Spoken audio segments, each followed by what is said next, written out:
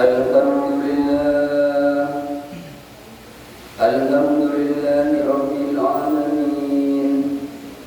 Wa bihi nasta'inu ala umuri dunya waddin.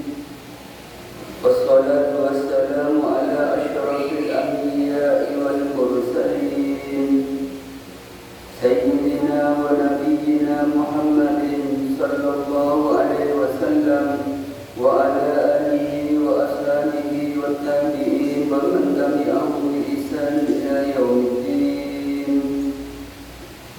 Asyhadu an la ilaha illallah wahdahu la syarika lahu al-malikul haqqul mubin, wa asyhadu anna sayyidana Muhammadan abduhu wa rasuluhu shadiqul wa'dil amin.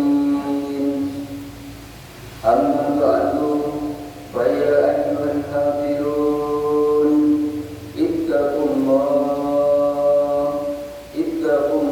haqqa tuqatih wa la tamutunna illa wa antum muslimun.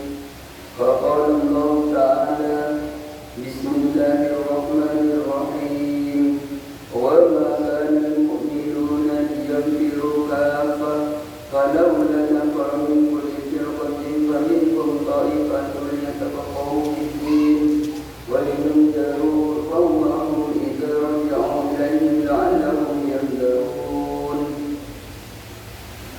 Ma'asyiral muslimin rahimakumullah, alhamdulillah, segala puji bagi Allah Subhanahu wa taala atas limpahan nikmat dan karunia kita kepada kita semua, sehingga pada Ramadan hari ini, bulan yang mulia ini, kita dipertemukan kembali oleh Allah Subhanahu wa taala.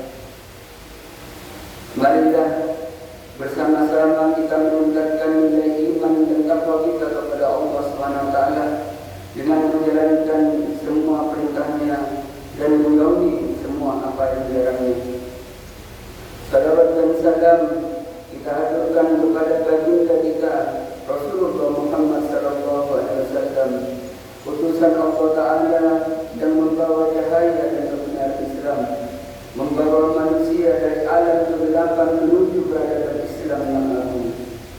Kita berdoa di bulan Rajab dan bulan Sya'ban untuk bisa bertemu pada bulan ini. Kita menyambutnya dengan penuh kegembiraan.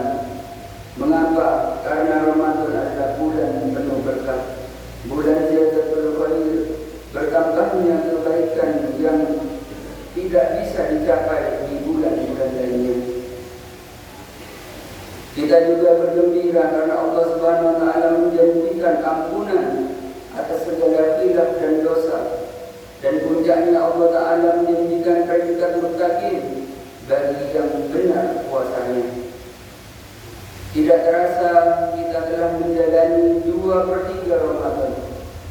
Semoga kita tetap semangat dan bersabar menjalankan ibadah puasa, tetap istiqomah membaca Al-Quran, tetap antusias mendatangi masjid-masjid untuk melaksanakan salat tarawih. Alhamdulillah, nilai-nilai yang kita raih selama Ramadan ini insya-Allah telah membawa batin kita dalam suasana tenang dan bahagia, dan itu bertanda bahwa nafsu kita sudah mulai terkendali.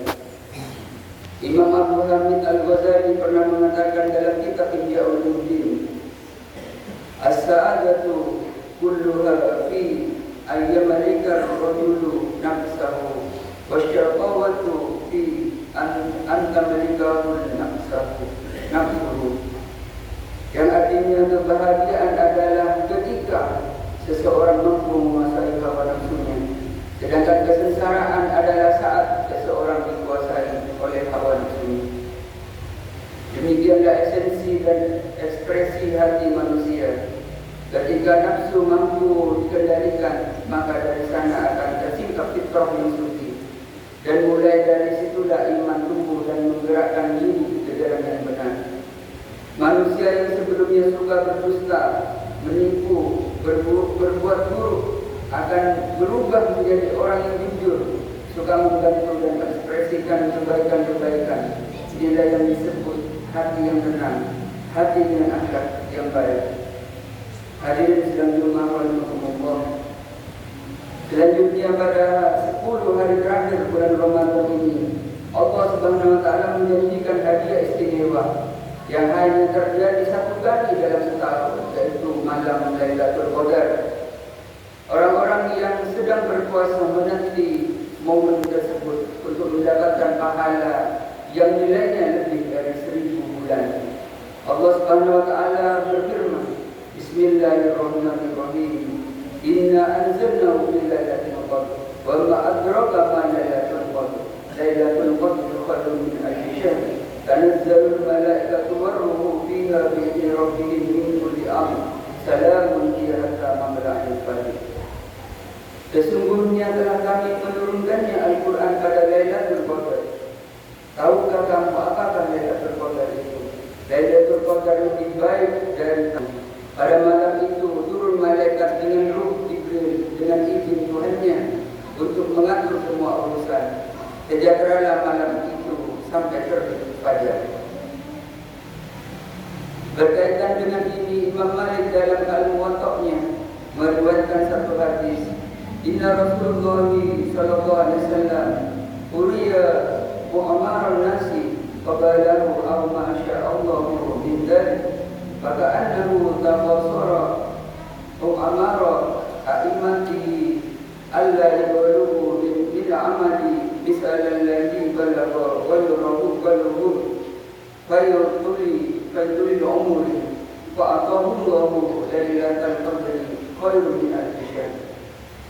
Sesungguhnya Rasulullah diperlihatkan umur-umur manusia sebelumnya yang relatif panjang sesuai dengan kehendak Allah, sampai akhirnya usia-usia umatnya semakin pendek sehingga mereka tidak bisa beramal lebih lama sebagaimana umat-umat sebelum mereka karena panjangnya usia mereka.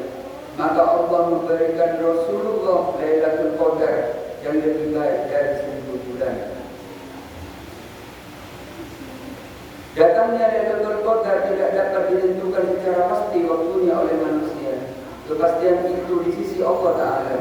Malam tersebut dapat dicari di akhir Ramadan, terutama pada malam ganjil dalam kalender Qamariyah. Rasulullah hanya memberikan isyarat mengenai datangnya malam penuh kemuliaan itu di malam ganjil 10 terakhir Ramadan. Peluangnya hadirnya Lailatul Qadar ada di malam 21, 23, 25, 27 atau 29 Ramadan. Untuk menjemput malam yang mulia itu, maka Rasulullah SAW di 10 hari terakhir Ramadan meningkatkan kualitas dan kuantitas ibadahnya.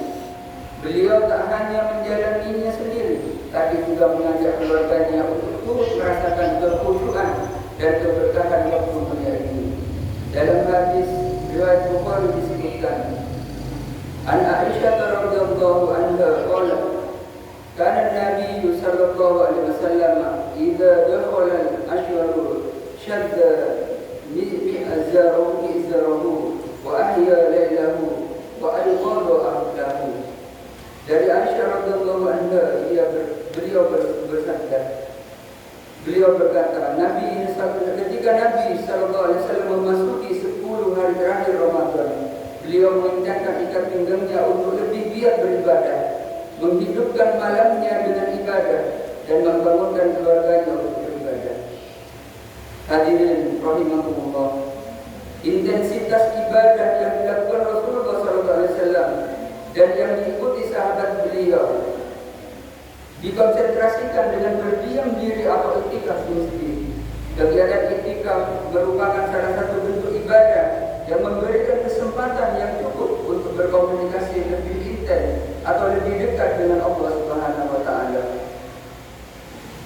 Jika selama ini kita kurang khusyuk ketika sholat, jika kita sering merasa lalai dalam mengingat Allah, lisan kita kering dan zikir dan sedikit sekali beristighfar, atau jika selama ini kita jarang mengadukan keluh kesah dan masalah kita kepada Allah, maka di 10 hari terakhir bulan Ramadan ini ada kesempatan emas atau kesempatan yang baik untuk memperbaiki semua hal tersebut. Iktikaf adalah waktu yang tepat untuk kita menebus kelalaian kita selama setahun yang lalu karena disibukkan dengan urusan dunia dan segala problematika yang berkaitannya. Sungguh akan terasa nikmat apabila kita dapat khusyuk bermunajat kepada Allah, sejenak meninggalkan urusan dunia dan fokus untuk Allah, bermesraan dekat dengan Allah dan yang memiliki dan menguasai segala urusan. Semua bentuk ibadah di 10 hari terakhir bulan Ramadan diharapkan dapat lebih mensucikan hati, merasakan lezatnya iman dan hadirnya kekuatan mulia dalam menghadapi berbagai persoalan. Karena itulah selain zikir, istighfar dan doa-doa mustajab, juga sangat ditekankan untuk memperbanyak tilawah Al-Quran dan tadabbur Al-Quran. Memperbanyak tilawah Al-Quran, tadabbur Al-Quran akan mendapatkan kekuatan khusus dari Allah Subhanahu wa taala. Sebagaimana disebutkan dalam Al-Quran, Bismillahirrahmanirrahim. Wa kadzalika auhayna ilaika ruhan min amrina ma kunta tadri mal kitabu walal iman walakin ja'alnahu nuran nahdi bihi man nasha'u min ibadina wa innaka latahdi ila siratin mustaqim. Demikianlah kami mewahyukan kepadamu Muhammad ruh Al-Quran dengan perintah kami. Sebelumnya engkau tidaklah mengetahui apakah kitab Al-Quran dan apakah iman itu. Tetapi kami menjadikannya Al-Quran cahaya yang dengannya kami memberi petunjuk siapa yang kami kehendaki di antara hamba-hamba kami. Sesungguhnya engkau benar-benar membimbing manusia ke jalan yang lurus. Ketika menafsirkan ayat ini, Syekh Abdul Rahman As-Sa'di berkata, ini adalah fungsi dari Al-Quran yang mulia. Allah menyebutnya sebagai ruh karena ruh yang menjadikan tubuh manusia hidup. Demikian pula Al-Quran yang menjadikan hati dan jiwa manusia hidup, sehingga hiduplah terwujudlah dengan Al-Quran semua kebaikan dalam urusan dunia dan agama. Karena di dalamnya banyak kebaikan dan ilmu yang luas. Pencerahan nilai-nilai Al-Quran bisa dilakukan kapan saja yang memungkinkan, namun secara khusus akan lebih kuat saat membacanya di malam hari. Ketika Allah Subhanahu wa taala memerintahkan secara khusus membaca Al-Quran di malam hari, karena bacaan Al-Quran saat malam hari akan lebih masuk ke dalam jiwa yang paling dalam. Sebagaimana di dalam ayat Bismillahirrahmanirrahim, Inna nasyi'atal laili hiya asyaddu wat'aw wa aqwamu qila.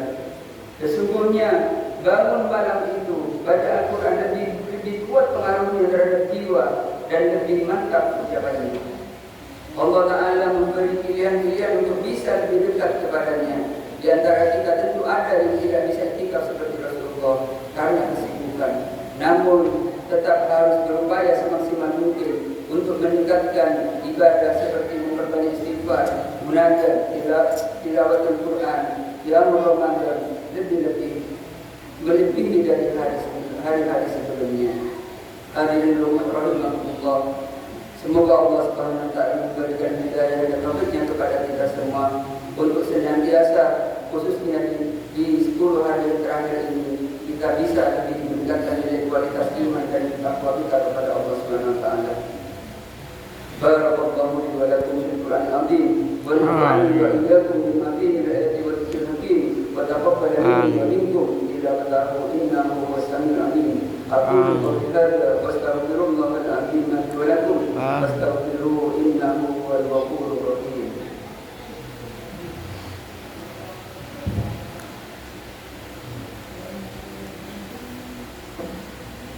Allahumma salli ala Muhammad, Allahumma salli ala Sayyidina Muhammad, Allahumma salli ala Sayyidina wa Habibina wa Syafi'ina wa Tuqina wa Maulana Muhammad.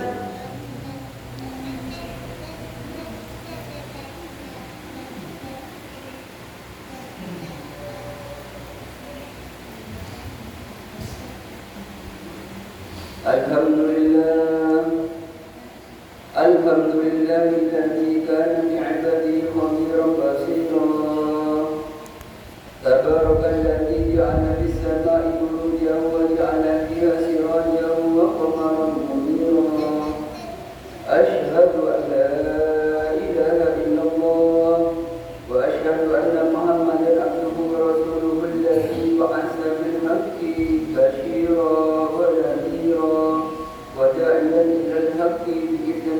وسراجا منيرا. اللهم صل وسلم على هذا النبي الكريم وعلى آله وأصحابه ومن تبعهم بإحسان إلى يوم الدين. أما بعد فيا أيها الناس أوصيكم ونفسي بتقوى الله فقد فاز المتقون. فقال الله تعالى: إن الله وملائكته يصلون على النبي يا أيها الذين آمنوا صلوا عليه وسلموا تسليما. اللهم صل وسلم على سيدنا محمد وعلى آل سيدنا محمد كما صليت على سيدنا إبراهيم وعلى آل سيدنا إبراهيم وبارك على سيدنا محمد وعلى آل سيدنا محمد كما باركت على سيدنا إبراهيم وعلى آل سيدنا إبراهيم للعالمين إنك حميد مجيد. اللهم وارض عن الخلفاء الراشدين وعن أصحاب النبي أجمعين والتابعين والتابعين والتابعين إلى يوم الدين. اللهم اغفر للمسلمين والمسلمات والمؤمنين والمؤمنات. اللهم ارفع عنا الولاء والوباء والطاعون والأمراض والفتن ما لا يدفعه غيرك عن بلدنا هذا إندونيسيا خاصة وعن سائر بلاد المسلمين عامة. اللهم وفقنا لطاعتك وأتمم تقصيرنا وتقبل منا إنك أنت السميع العليم. ربنا آتنا في الدنيا حسنة وفي الآخرة حسنة وقنا عذاب النار. وصلى الله على سيدنا محمد وآله وصحبه وسلم والحمد لله رب العالمين. عباد الله إن الله يأمر بالعدل والإحسان وإيتاء ذي القربى وينهى عن الفحشاء والمنكر والبغي يعظكم